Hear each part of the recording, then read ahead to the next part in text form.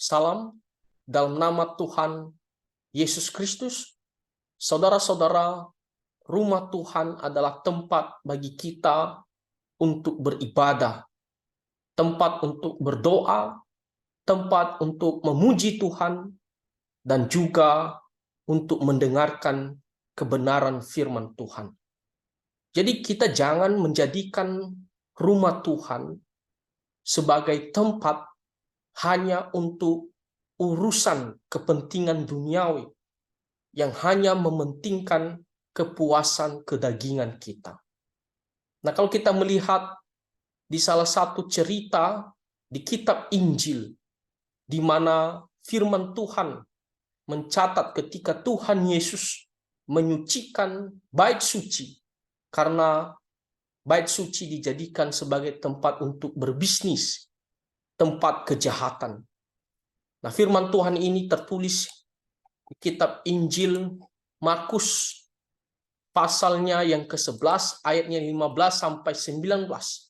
Nah, judulnya diberikan oleh Lembaga Alkitab Indonesia, Tuhan Yesus menyucikan bait Allah. Dan peristiwa ini terjadi ketika Tuhan Yesus sudah dekat waktunya, dia akan ditangkap, dia akan menderita dan mati di atas kayu salib demi menebus dosa-dosa manusia. Nah, kalau kita melihat di ayat yang ke-15 di sini dikatakan, lalu tibalah Yesus dan murid-muridnya di Yerusalem. Sesudah Yesus masuk ke bait Allah, mulailah ia mengusir orang-orang yang berjual beli di halaman bait Allah. Meja-meja penukar uang dan bangku-bangku pedagang merpati dibalikannya. Tuhan Yesus datang ke Yerusalem dan dia pergi ke rumah Tuhan, ke bait suci, dan dia menyaksikan bagaimana rumah Tuhan dikatakan di sini dijadikan sebagai tempat jual beli. Nah, apa yang terjadi pada saat itu? Nah, para pemimpin agama Yahudi, mereka mau mencari keuntungan dari umat Tuhan melalui korban persembahan mereka. Jadi mereka mengatakan supaya korban, apakah itu domba atau merpati yang bagi yang tidak mampu, itu sesuai standarnya Tuhan untuk dipersembahkan kepada Tuhan, maka kalian tidak usah bawa dari rumah kalian. Takutnya tidak sesuai. Bahkan mereka akan berusaha mencari kelemahan sehingga dinyatakan ini tidak sesuai standar. Maka mereka mengatakan lebih baik adalah kalian beli saja di bait suci. Kami sediakan dan semuanya sesuai dengan standar. Jadi mereka sudah kerjasama dengan orang-orang yang akan jual beli dan mereka akan mendapatkan keuntungan. Dan kita melihat bagaimana di situ dijadikan sebagai tempat untuk mencari keuntungan, untuk berbisnis. Jadi rumah Tuhan itu bukan lagi sebagai tempat yang kudus, tetapi sebagai tempat untuk berbisnis. Di sini dikatakan berjual beli, ya, dikatakan banyak orang. Dan di sini Tuhan Yesus marah, dia mengusir orang-orang itu. Ya, dia mengusir mereka, bahkan meja-meja penukar uang dan bangku-bangku pedagang merpati dibalikannya. Nah, Tuhan tentunya dia marah, ya, karena kemerosotan kerohanian baik para pemimpin agama Yahudi dan juga umat Tuhan pada saat itu. Mereka tidak lagi menguduskan rumah Tuhan, tetapi mereka jadikan sebagai tempat untuk berbisnis, tempat untuk mencari keuntungan.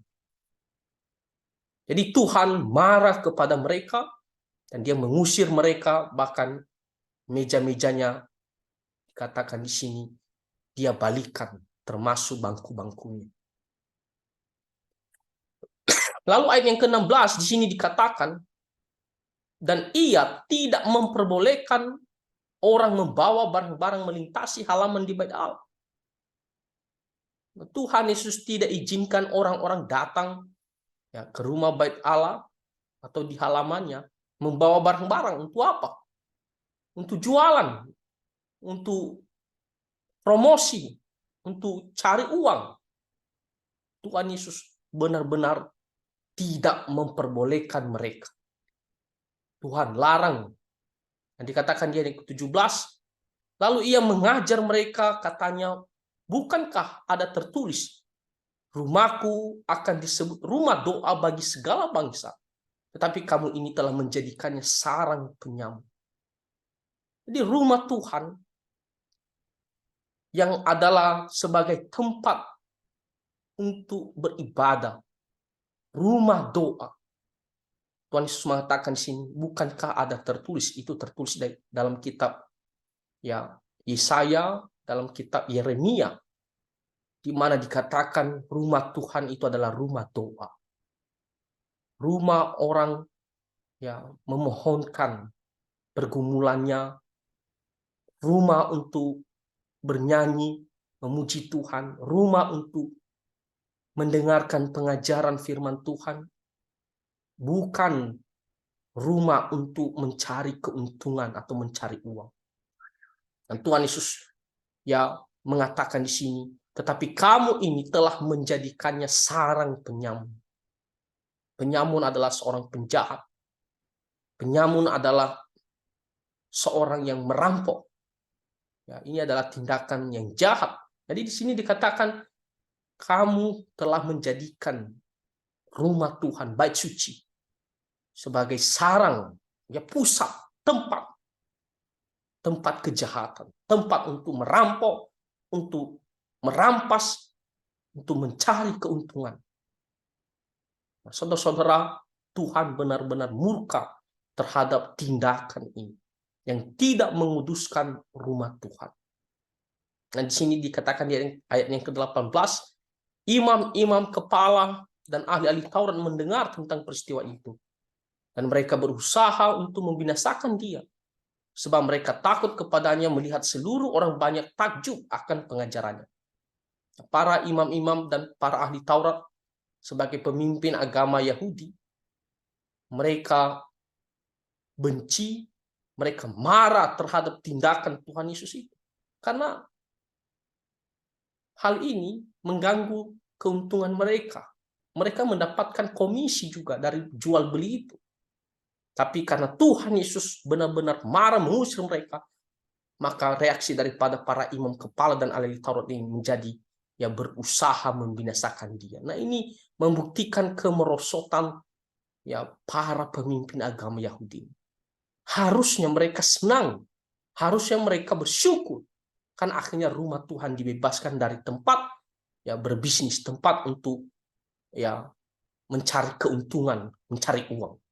Harusnya mereka bersyukur sebagai pemimpin agama Yahudi. Tapi justru mereka tidak senang. Apa artinya? Artinya mereka ya benar-benar merosok ya kerohanian mereka. Mereka juga adalah orang yang jahat. Ya. Justru mereka mau membinasakan Tuhan Yesus. Nah, tetapi mereka takut kenapa? Karena banyak orang yang takjub akan pengajaran Tuhan Yesus. Ini mereka takut sama orang nanti yang banyak orang itu ya akan menyerbu mereka. Dikatakan setelah itu menjelang malam mereka keluar lagi dari kota. Ini adalah Tuhan Yesus dan murid-muridnya. Nah, jadi saudara, apa yang kita pelajari dari firman Tuhan ini? Ya, dari peristiwa bagaimana Tuhan Yesus menyucikan bait suci atau bait Allah. Dan menjadi pelajaran bagi kita. Hati-hati kita datang ke gereja, datang ke rumah Tuhan. Motivasi kita itu harus benar. Itu hanya untuk beribadah, hanya untuk berdoa, hanya untuk memuji Tuhan, hanya untuk belajar firman Tuhan, hanya untuk bersekutu bersama orang percaya, saling menguatkan. Ya.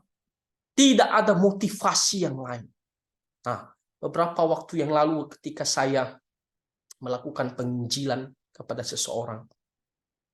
Dia sekarang non-Kristen. Tapi dulu ya, dia bilang saya beberapa kali datang ke gereja, aktif. Lalu kita tanya, kenapa kamu datang ke gereja pada saat itu? Apa yang membuat kamu datang ke gereja? Karena kita heran kenapa dia bisa tinggalkan ya kekristenan, ya dia tinggalkan gereja. Ya, dia memang dari keluarga non-Kristen lah. Tapi dia mengatakan dia pernah ke gereja. Dan ternyata alasannya, kalau orang mengatakan, oh karena saya ikut-ikut teman, ya kita sering dengar ya. Atau datang sendiri, ya kita mungkin agak ya takjub sedikit lah bahwa dia datang sendiri. Tapi ternyata bukan itu alasannya. Alasannya kenapa? Karena dia punya usaha. Dan dia membangun hubungan terhadap orang-orang di dalam gereja. Supaya kenal usahanya, produknya, dan mau membeli. Jadi dia hanya mau mencari pelanggan, saudara-saudara. Tempat untuk berbisnis. Nah itu sudah salah. Lalu ada lagi satu kesaksian di mana seseorang, ya orang Kristen, dia ada pergi ke suatu gereja beberapa bulan lah. Lalu dia mengatakan, dia bersaksi bagaimana gereja tersebut suatu kali, ya pendetanya mengatakan, saya mendapatkan perintah dari Tuhan. Tuhan akan datang ya segera dan Tuhan memerintahkan bahwa kita anak-anak Tuhan harus menyambut dia dengan pakai baju kaos yang ada tulisan tertentu. Itu adalah syarat untuk kita sambut Tuhan Yesus. Jadi pendeta ini mengatakan kita harus pakai dan kita beli. Jadi gereja sudah sediakan baju kaos tersebut. Nanti setelah ibadah kalian pergi beli, ya bayar. Nah jadi itu sebuah kejahatan, saudara-saudara. Pertama, dia mengarang cerita bahwa Tuhan memerintahkan untuk pakai baju kaos. Dia mengarang cerita bahwa dia dapat perintah dari Tuhan. Selanjutnya, dia jahat lagi karena dia jadikan tempat untuk jual beli di dalam rumah Tuhan. Tempat untuk mencari keuntungan. Itu adalah sebuah kejahatan. Ya. Dalam hal lain lagi, kita tidak boleh ya menjadikan gereja itu sebagai sarana untuk menimbun kekayaan. Nah ini bagi para pendeta itu juga sebuah kejahatan. Ya, jangan kita jadikan sebagai sumber kekayaan kita. Jangan juga kita pergi promosikan ya hanya untuk memperkenalkan produk-produk kita di situ. Itu juga salah. Nah jadi motivasi utama kita, saudara-saudara, yang pertama adalah hanya untuk beribadah, hanya untuk melayani Tuhan, hanya untuk memuji Tuhan, hanya untuk berdoa, mendengarkan pengajaran firman Tuhan. Ya. Nah, jadi saudara-saudara, di sini Tuhan menunjukkan ekspresinya bahwa Dia tidak senang kita yang menjadikan rumah Tuhan itu tempat hal yang tidak benar. Jadi kita harus menguduskannya. Ya.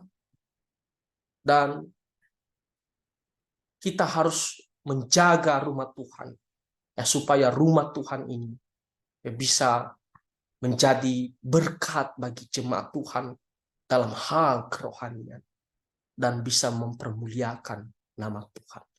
Jadi apakah motivasi kita selama ini sudah benar ya ketika kita datang ke rumah Tuhan?